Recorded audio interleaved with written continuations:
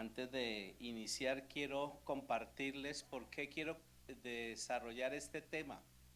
Hemos estado trabajando Primera de Pedro, capítulo 1, capítulo 2, apenas lo hemos comenzado en el estudio bíblico que venimos desarrollando, pero he hecho un break, una pausa, como se dice también. He hecho una pausa en todo este tema de reflexionar en la palabra de Dios, porque estamos a portas. Dentro de unos poquitos días, ¿qué va a suceder? Vamos a tener que tomar decisiones, ¿sí? Y son decisiones que tienen que ver con el tema legislativo.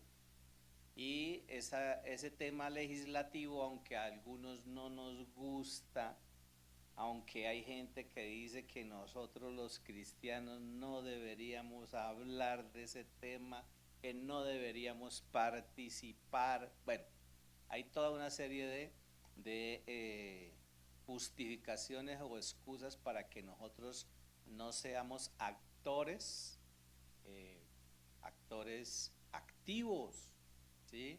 No allí pasivos, simplemente espectadores, sino actores activos. Y como actores activos tenemos que participar. Y tenemos una responsabilidad, que es esa responsabilidad democrática. Somos parte de una nación, somos parte de un estado social de derecho. ¿Estamos bien? Y aquí tengo una abogada que no me deja mentir, ¿sí? Somos una república también, ¿cierto? Por eso nos llamamos República de Colombia. Y como cristianos y como ciudadanos, nosotros también deberíamos tener en cuenta nuestra participación.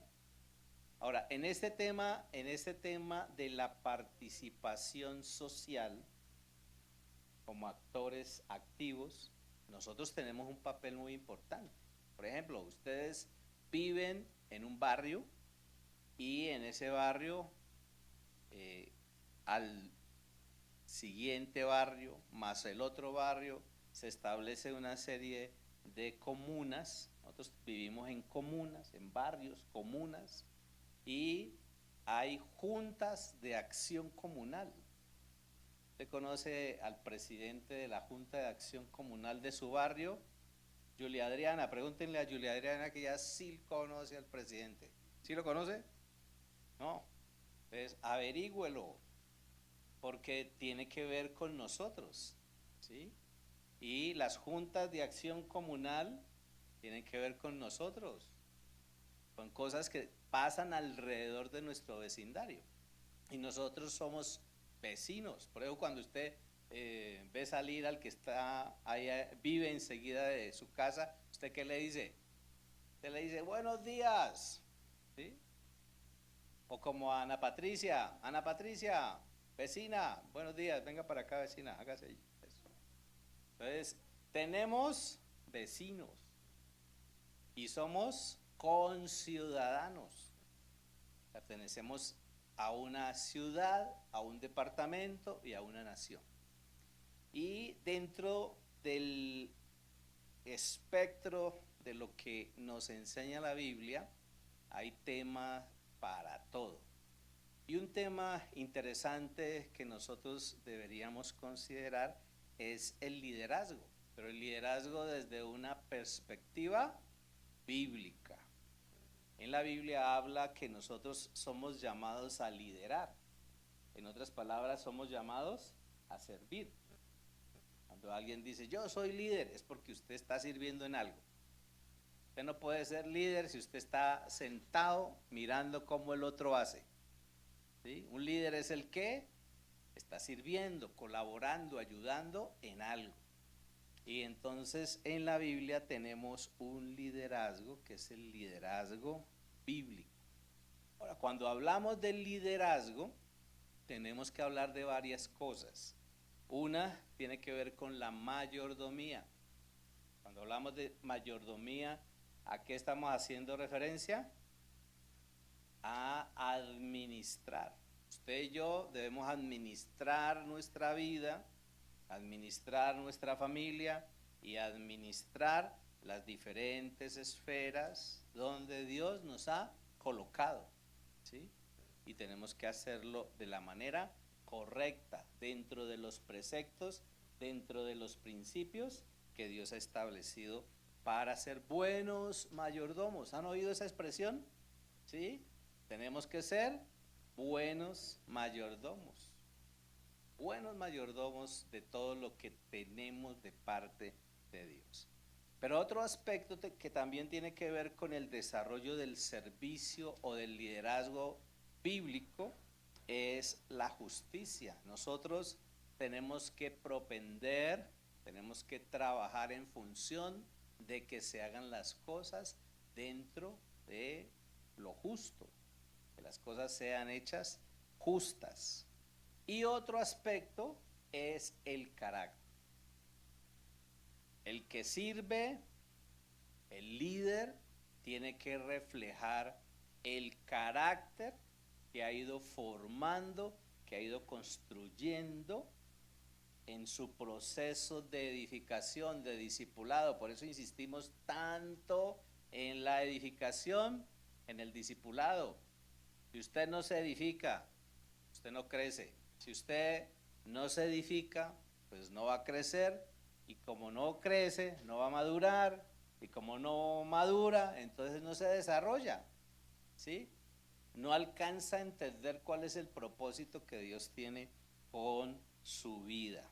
Y por eso entonces encontramos allí en la palabra del Señor una serie de preceptos, encontramos una serie de principios que nosotros debemos tener muy, pero muy en cuenta. Es importante desarrollar nuestra fe como esos hijos de Dios que somos llamados a mostrar principios. Entonces vamos a ir a la Biblia. Allí les dije Éxodo, ¿cierto? ¿Está? Entonces vámonos para Éxodo mejor. Vámonos para Éxodo. Eso, me gusta que estén despiertos. Éxodo 18. Vamos a comenzar con Éxodo 18. Y allí en Éxodo 18, versículo 21. Quiero iniciar con ese pasaje. Pero tienes que escoger entre el pueblo a hombres capacitados, temerosos de Dios, hombres en quienes puedas confiar, insobornables, y nombrarlos responsables de grupos de 1000, de 100, de 50 y de 10 personas. Si uno mira el contexto aquí, si nosotros miramos el contexto aquí, Jetro, el suegro de Moisés, que no era cristiano ni seguidor del Dios al que Moisés seguía, este hombre ve la manera como está sirviendo Moisés y le da un consejo. Y es un consejo interesante. Y por eso quise iniciar con este pasaje, porque cuando hablamos del liderazgo bíblico, entendemos que hay unas características, que hay unos aspectos que nosotros en nuestro rol, en nuestra responsabilidad, debemos estar practicando, debemos estar cumpliendo, y que son los que Dios determina y a través de los cuales Dios nos aprueba en el servicio que nosotros debemos estar desarrollando. Y entonces encontramos varias cosas, ¿sí? Una es que en la Biblia se pueden determinar principios para desarrollar nuestro liderazgo. Ahora, un detalle que aquí debemos nosotros tener en cuenta. Aunque hay principios para desarrollar el servicio o el liderazgo desde la perspectiva bíblica, la Biblia no es un manual de democracia pero sí establece esos principios que nos permiten desarrollar un servicio, que nos permiten desarrollar una responsabilidad acorde a lo que Dios quiere y como Dios quiere, ¿sí? Porque uno puede decir, yo voy a hacer esto y lo voy a hacer así como a mí me gusta, como a mí me parece. Todo tiene un proceso. Lo segundo que también uno tiene que tener en cuenta es, bueno, si Dios le genera una responsabilidad a alguien, aquí vemos en este consejo y él les dice características, ¿para qué? Para que esas personas puedan ser responsables de otras personas, ¿sí? ¿Sí lo notaron ahí en la lectura?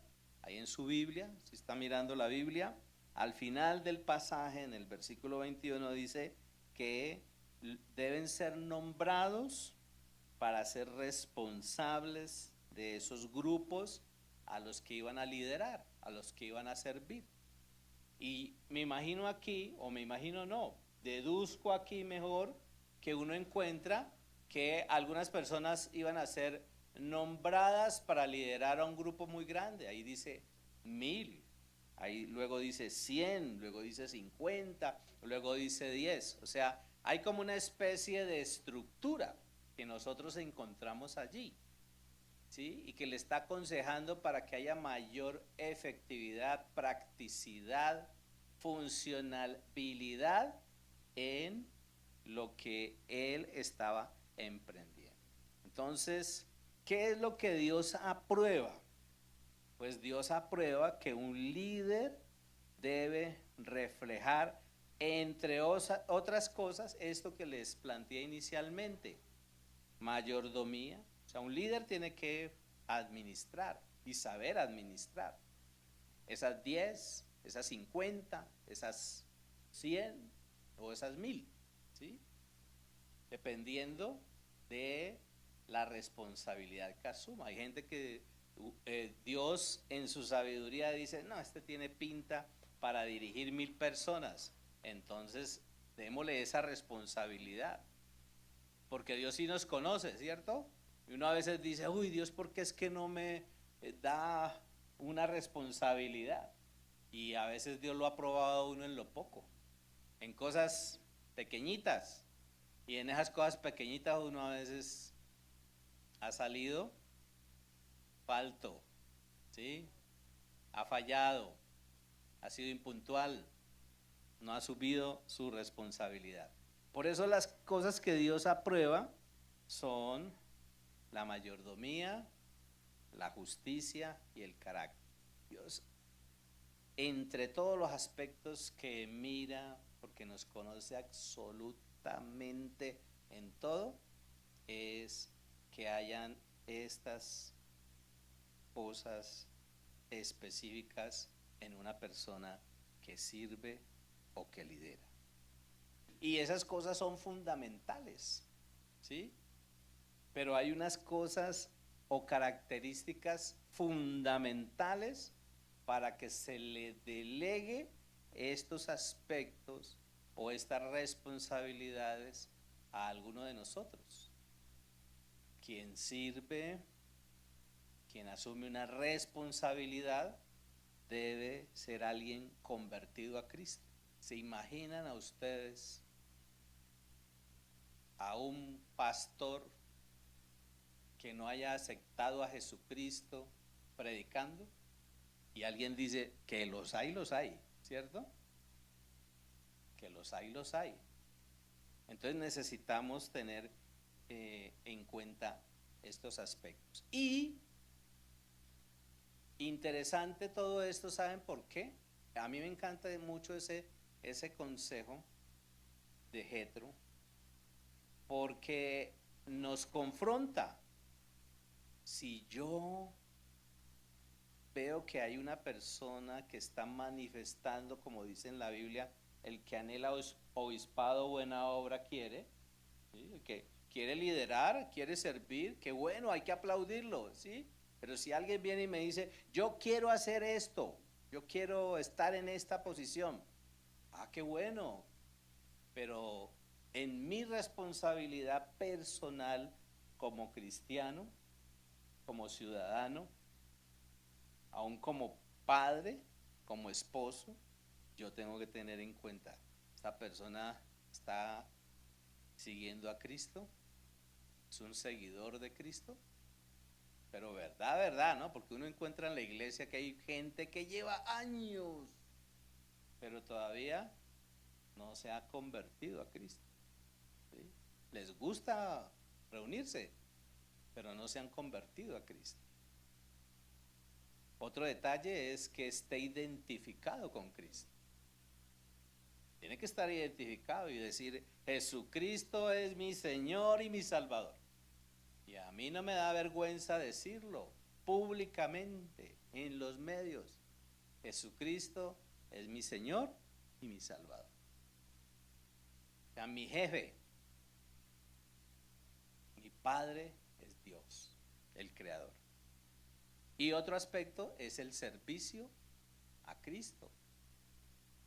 Son aspectos fundamentales, o como yo colocaba allí en la diapositiva, características fundamentales que hay que considerar a la hora del desarrollo en el servicio, pero también a la hora de nosotros elegir a los que van a servir.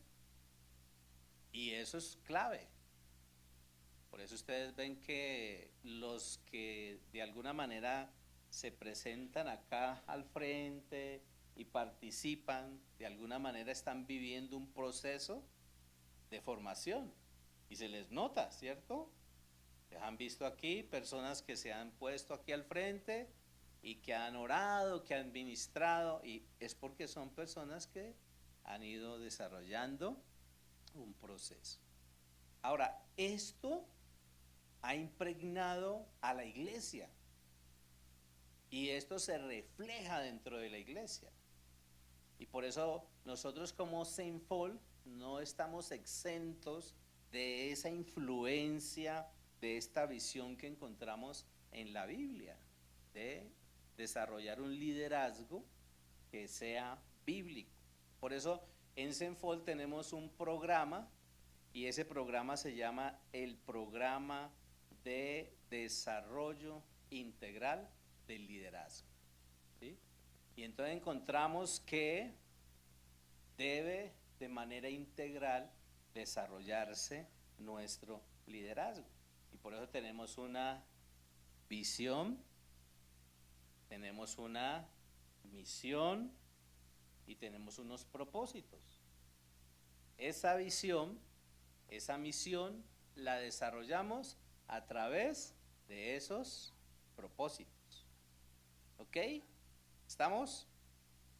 ¿Cuál es nuestra visión? ¿Alguien puede decirme la visión de Senfol es esta?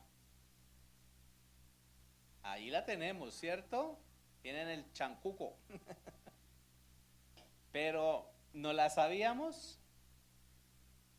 Allí la encontramos en nuestra página. Usted va a la página web y encuentra ahí usted senfol.org. ¿Quiénes somos? Ahí usted encuentra en la página quiénes somos. Y ahí aparece la historia y aparece la visión. Y la visión nuestra es que en el 2028, apenas estamos en el 2026, ¿cierto? Nos faltan 2 años.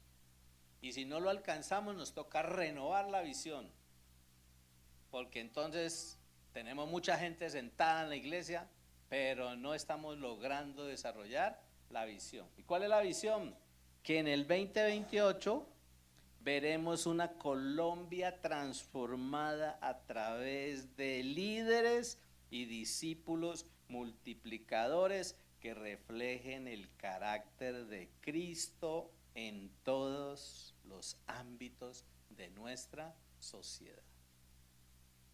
¿Qué es lo que pretendemos cuando lleguemos al 2028? Ver una Colombia transformada. ¿Con quién? ¿Con quién? haga así. Cuando usted quiera decir estoy de acuerdo, ¿cierto? Haga así conmigo, con cada uno de nosotros.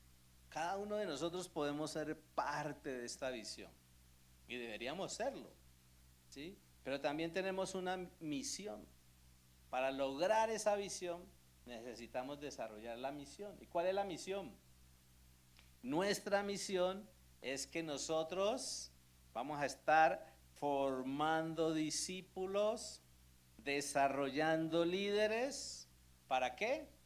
Para transformar naciones con la ayuda del Espíritu Santo. Necesitamos gente conectada con el Espíritu Santo, porque un cristiano carnal sí lo deja mal a uno, ¿cierto? Cuando uno anda mal, da mal testimonio y la gente, no, mire esos cristianos, ¿para qué meterse uno allá a esa iglesia? Ni ese cristiano como camina y todo torcido, ¿cierto? No, a eso no somos llamados, ¿sí? ¿Y cómo logramos esa visión y esa misión? Pues aquí tenemos el ejercicio a través de los propósitos. Necesitamos proclamar, necesitamos ganar, edificar, capacitar, multiplicar y enviar a través de los propósitos. Entonces, si usted quiere ser parte de la visión y la misión, ¿qué le corresponde? Proclamar. ¿No entiende qué es proclamar? Evangelice. Ganar. ¿No entiende qué es ganar? Consolide a los que ha evangelizado, ¿sí? Edificar. ¿No entiende qué es edificar? Póngase a discipular a esos que proclamó y ganó. Multiplicar y enviar. Ah, no, capacitar. Que no sé cómo hacer un grupo vida, una célula de edificación, que qué les enseño a esos que les proclamé, que les gané. Pues me toca primero capacitarme. Y me capacito y producto de eso entonces me multiplico. Y ya no tengo un grupito vida, sino una célula. Y ya esa célula ya se volvió 3 células, esas 3 células se volvieron una zona misionera, esa zona misionera se convirtió en una sede en formación, esa sede en formación luego se convirtió en una sede en desarrollo y luego en multiplicación y todo un proceso ministerial que vivimos en Sempo. Por eso necesitamos seleccionar personas con características particulares. Si eso lo hacemos en el ministerio, imagínese que usted va por la calle, ¿no? Ángela va por la calle y de pronto allá hay un muchacho ojiverde de 1,80, ¿sí? Bien acuerpado, y la miró y ella lo miró, ¿sí? Y iniciaron un proceso de conocerse. Eso no solamente es porque sea de 1,80 y ojiverde, ¿cierto, Ángela? Porque tiene que tener características que permitan establecer una relación que les lleve a establecer algo sólido. Y entonces si a mí me viene y me dice alguien, vea que yo quiero ser candidato a tal cosa, ¿sí? Y cuénteme, ¿y usted quién es? ¿Usted qué ha hecho? ¿A qué se ha dedicado? Alguien que día me decía, yo voy a apoyar a tal persona que se va a lanzar a tal candidatura, porque es que unos amigos me dijeron. ¿Y usted le conoce? No. Error. ¿Sí o no? Tomar decisiones sin sabiduría, eso no nos dice la palabra de Dios.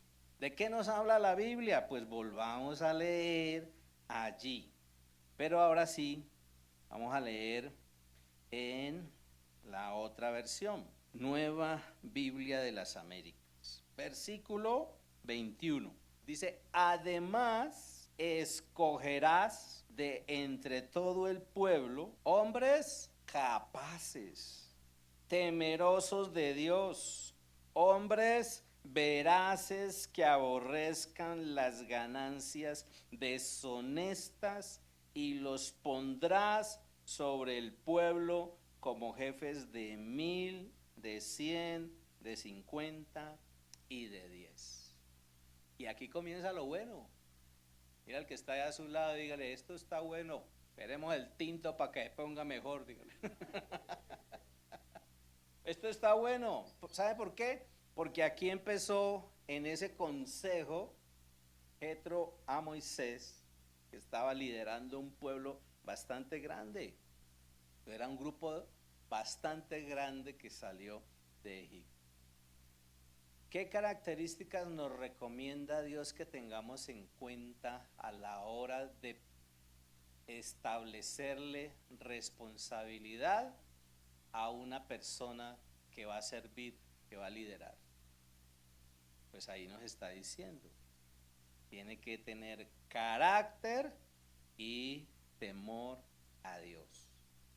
Y habla de 3 aspectos que se los quiero plantear rápidamente. 1, dice ahí que tiene que ser alguien capacitado, o sea, tiene que ser una persona que tenga formación.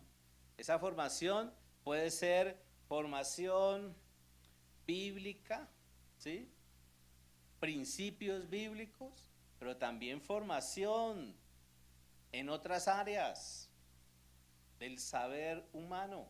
¿Qué día me invitaron a una reunión de un cristiano? Me invitaron a esa reunión de un cristiano que se va a lanzar, Dios mediante, a la alcaldía acá en la ciudad.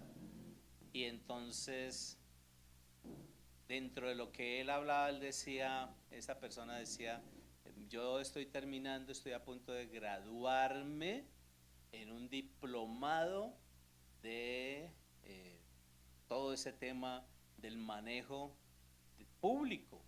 O sea, se está preparando, capacitando para saber cómo se debe manejar las cosas, ¿sí? Cuando uno no tiene conocimiento, uno la embarra. Perdónenme que lo diga así, ¿sí? La embarra. Ahorita tenemos un lío a nivel nacional complicadísimo, porque el gobernante determinó subirle el sueldo o el porcentaje al salario mínimo en su criterio. Y resulta que hay una normativa, y normativa que ya nos está afectando en todos los aspectos. Afortunadamente hasta hoy hay división de poderes. Y entonces, miren toda esa puja, ¿no?, que hay en este momento por no hacer las cosas correctas. Yo digo, qué bueno que las personas que tienen la oportunidad de estar contratados legalmente en una empresa puedan tener un sueldo justo. Pero hay que cambiar una cantidad de cosas en este país para que eso se pueda dar sin que genere toda la cantidad de situaciones que está generando, todo lo que está amarrado al incremento del salario mínimo. Porque aunque es muy bueno, es para un determinado grupo de personas, pero ese grupo de personas no es ni la tercera parte de la cantidad de compatriotas que no están contratados legalmente. Pues quien es delegado para servir tiene que estar capacitado, y por eso ahí dice en la otra versión, en la Reina Valera, dice varones de virtud. Y cuando está hablando de varones de virtud, a esos que son capacitados, en el hebreo hay una palabrita, y la palabrita es chayil.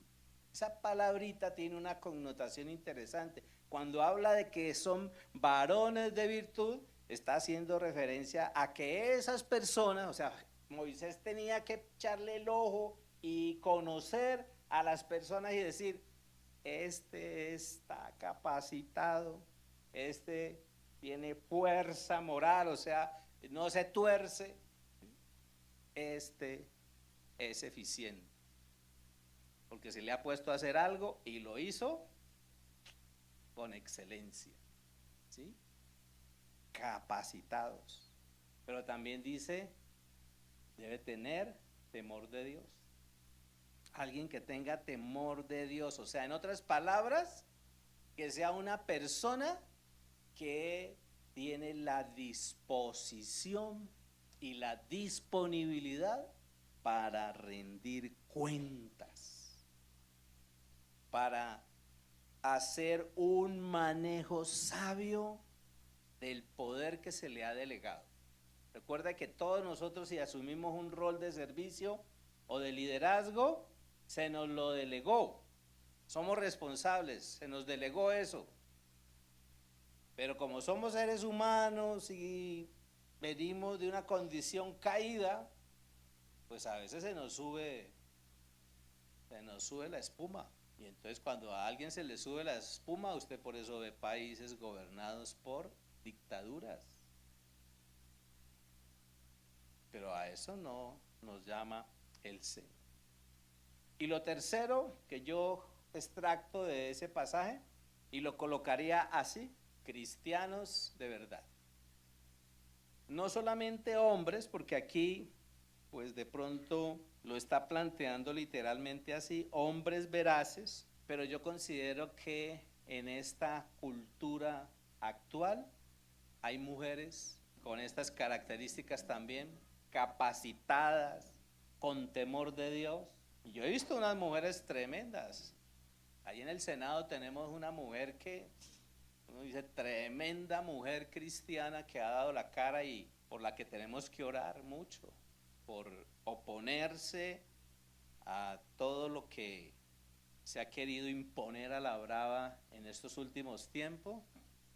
Nos la tienen amenazada, pero una característica es que tienen que ser personas de verdad, íntegras, confiables, insobornables, pero también responsables, ¿sí? Miren que son cosas que tenemos que tener en serio, tenerlas en cuenta. Pero también nos dice la palabra del Señor que tienen que ser personas generosas, desprendidas, ¿sí? Ahí hay un pasaje en Deuteronomio 17, 16 y 17, y dice en esta que tenemos aquí en la diapositiva, dice que son personas que aborrecen las ganancias deshonestas y evitan la corrupción. Y miren cómo lo dice en Deuteronomio. Además, el rey no tendrá muchos caballos, ni hará que el pueblo vuelva a Egipto para tener muchos caballos, pues el Señor te ha dicho, jamás volverán ustedes por ese camino. Tampoco tendrá muchas mujeres, por una es suficiente. No sea que su corazón se desvíe, ni tendrá grandes cantidades de plata y oro. Y estos eran parámetros que se tenían para escoger a los reyes, ¿sí? Y en esta otra versión, en la traducción en lenguaje actual, en Deuteronomio 17, ahí en el versículo 16 y 17 dice, hablando de la instrucción acerca de los reyes, dice así: el rey que haya sido nombrado no deberá comprar grandes cantidades de caballos, ni mucho menos ir a conseguirlos a Egipto, porque Dios nos ha prohibido volver a ese país. Tampoco deberá tener muchas esposas, porque ellas podrían llevarlo a desobedecer a Dios. Por último, ese rey tampoco deberá acumular mucho oro y plata. Cuando la gente tiene mucho oro y plata, como decimos nosotros popularmente, mucho billete, el corazón se se va torciendo, ¿sí o no? Se va afectando. Tiene que ser una persona muy cimentada en los principios de Dios. Pero también tiene que ser alguien sabio. Tiene que ser alguien sabio. Tiene que ser alguien entendido. Y allí en Deuteronomio, devuélvase a Deuteronomio capítulo 1. Deuteronomio 1, versículo 13. Por eso les aconsejé elegir de entre todas las tribus a hombres, vuelve otra vez, sabios, inteligentes y con experiencia, para que los pusieran como jefes del pueblo y así me ayudaran. Clarito, ¿cierto? Interesante esto que encontramos aquí nosotros. Una persona que tenga voluntad para servir, pero también tiene que ser madura espiritualmente, formada para poder discernir y con ese discernimiento espiritual poder aplicar correctamente la justicia, porque a veces la justicia de los hombres se inclina a favor de los que tienen más, de aquellas personas que influyen a esos jueces para que las decisiones salgan a favor de esas personas poderosas. Y eso tampoco debe ser así. ¿Qué debe verse en un cristiano que sirve, que lidera? Sabiduría, entendimiento, pero también experticia, experiencia. Y entonces uno indaga, ¿no? Bueno, usted dice que quiere estar en esta posición, ¿cuál ha sido su experiencia? Y de pronto la persona dice, bueno, yo en política yo no tengo experiencia, pero sí tengo experiencia en esto y en esto. Y lo otro, justicia y derecho. Otro aspecto allí es que en el desarrollo de esa autoridad delegada, ese líder tiene que enfocarse en proteger y en mantener el orden. A eso es llamado. Y entonces miremos rápidamente para que nos podamos tomar el tinto y que nos vaya este susto. Proverbios capítulo 29, versículo 4. Dice así la palabra: el rey que hace justicia da seguridad al país. El que solo cobra impuestos lleva al país a la ruina. Tremendo esto aquí, ¿no? Ahora, una pregunta aquí en paréntesis. Un estado que está dirigido por un gobierno, ¿cuánto dinero produce? Un estado que está dirigido por un gobierno, ¿cuánto produce? ¿Cuánto produce? No produce nada. Un estado, 0 pesitos produce. Entonces la plata de ese estado para que funcione, ¿de dónde sale? Haga la mano así, vea, haga la mano así, para que se le desentuma del susto que tiene por ese rayo, y métala al bolsillo, de su bolsillo, ¿sí? De su bolsillo. Ahora una lógica, había que definir el tema de los combustibles y de 8.000 y pico, 9.000 pesos pasó a 16, ¿cierto? Bueno, ese excedente, ¿qué se ha hecho con esa platica? Eso llegó ahí al Estado, a las arcas del Estado, en que se ha invertido. ¿Dónde está la inversión social?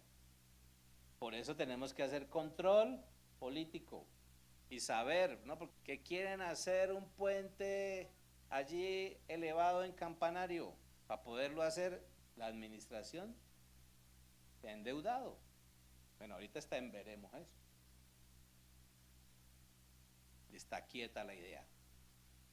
A veces le ponen a uno muy buenas ideas, pero luego, ¿cómo lo vamos a hacer? ¿De dónde va a salir la plata? Y de tarea el Salmo 72, para que usted entienda que Dios en la Biblia dice que si alguien es puesto, delegado en su autoridad para proteger y mantener el orden, debe procurar defender a los que no tienen voz. ¿Sí? Porque hay personas que por su poca formación intelectual se dejan convencer. Y entonces si son afectadas y son tratadas injustamente, ¿qué debemos hacer?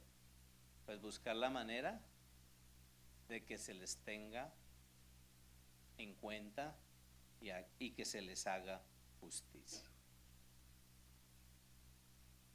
Y como les decía inicialmente, liderar, servir.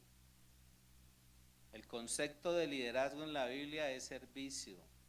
Y allí busquemos los pasajes que nos referencian esto. Mateo capítulo 20, versículo 25, estoy usando la traducción en lenguaje actual. Entonces Jesús los llamó a todos y les dijo, ¿sabe por qué los llamó y les dijo esto?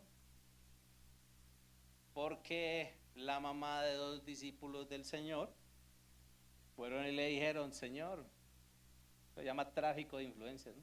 No tiene otro término, pero le dijo, cuando estés en tu reino, pon al uno a la derecha, el otro a la izquierda. Entonces Jesús los llamó a todos y les dijo, ustedes saben que los que gobiernan a los pueblos se portan como sus amos y que los grandes señores imponen su autoridad sobre esa gente. Pero entre ustedes no debe ser así, al contrario, si alguno de ustedes quiere ser importante, ser responsable, tener liderazgo, tendrá que servir a los demás. ¿Qué es lo que tiene que hacer? Servir a los demás. El líder tiene un rol, una responsabilidad y es servir a los demás. Romanos capítulo 13, versículo 4 dice la palabra del Señor, porque ellos están para servir a Dios y para beneficiarlos a ustedes. Pero si ustedes se portan mal, pónganse a temblar, así como les pasó con ese rayo, porque la espada que ellos llevan no es de adorno. Ellos están para servir a Dios, pero también para castigar a los que hacen lo malo. De las autoridades a las que nosotros les hemos delegado la responsabilidad de gobernar, tienen que mostrarlo sirviendo a los demás. Mira el que está ahí a su lado, mira el que tiene atrás, los que están allí por Zoom, pregunten, ¿cómo la ven? ¿Es bíblico o no es bíblico el liderazgo? Sí, pero dentro de estos preceptos que Dios en su palabra nos dice que nosotros debemos tener en cuenta. Por eso, a la hora de tomar decisiones, tenemos que hacerlo con sabiduría, pero también tenemos que hacerlo considerando esto que Dios en su palabra nos dice que debemos considerar. Uno a veces va a una reunión de padres de familia ahí en el colegio, entonces dicen, ¿quién quiere ser el presidente del comité de padres de familia? Y uno se agacha y alguien por allá propone Julanita de tal o Julanito de tal y uno ni le conoce. Y esas personas impulsan cosas que a veces afectan a nuestros hijos. Usted sabe que tiene una responsabilidad con sus hijos, pero si en el colegio llegan los niños del colegio a la casa y le dicen a uno, mire que en el colegio nos dijeron que tenemos que hacer esto, ¿usted qué hace? Pues hemos encontrado muchos papás que van y lo hacen porque del colegio mandaron hasta la nota y son cosas que atentan los principios de Dios. Por eso tenemos que ser activos en la responsabilidad que tenemos como cristianos y como ciudadanos. Ahora, para dejarlo en punto final, usted puede decidir respaldar al que a usted le guste, al que usted quiera, y hasta ponerle vela, ¿sí? Y defenderlo a capa y espada, o defenderla. Pero le digo una cosa, usted tiene que dar cuentas es a Dios por sus decisiones. Por eso tenemos que ser sabios en las decisiones que tomamos y que tienen que ver con la responsabilidad que se circunscribe a la ciudadanía que tenemos como colombianos, como parte de un departamento y de una ciudad. Vamos a orar. Padre, te damos gracias por este tiempo. Te pedimos en esta hora que sigas manifestando tu amor, tu bondad, tu misericordia y tu fidelidad.